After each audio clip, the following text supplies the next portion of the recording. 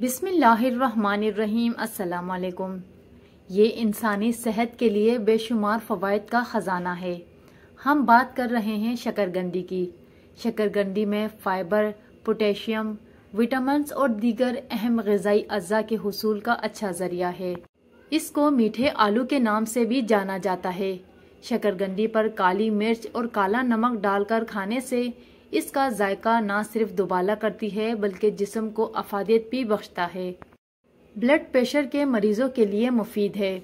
शकरकंदी में मौजूद फाइबर की मिकदार ख़राब कोलेस्ट्रॉल को कम करती है।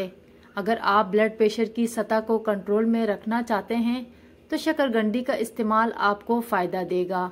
ये पोटेशियम से भरपूर होती है, इसीलिए ये ब्लड प्रेशर की सतह को कंट्रोल में रखती है। शकरकंदी तनाव के सतह को मुनज़्ज़म करने में मदद कर सकती है।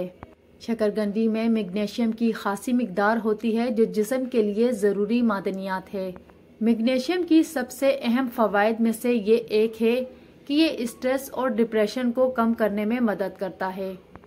शकरकंदी ज़ियाबतीस के इलाज के लिए भी मदद कर सकती है।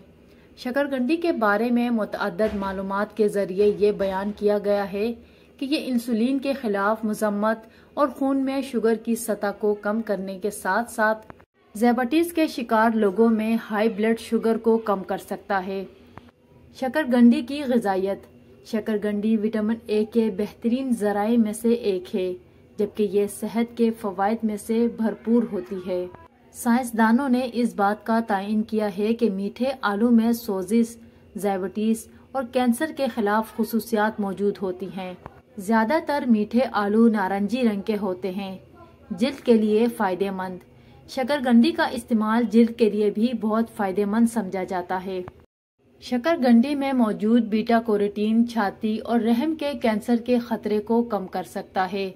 शकरकंदी विटामिन ए से भरपूर होती है जो ख़वातीन के सेहत के लिए बहुत ज़रूरी तस्वर किया जाता है। शकरकंदी कमज़ोर जिस्म को मोटा करती है और अंदर से मजबूत बनाती है। शकरकंदी की खीर भी ताकत का खजाना है।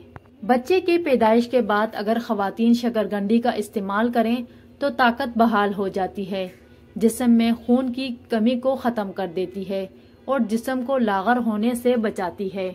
शकरकंदी खाने में एहतियाती तदाबीर। शकरकंदी को हमेशा छील कर खाएं। छिलका समेत खाने से इसकी फ़वाइद हासिल नहीं होते।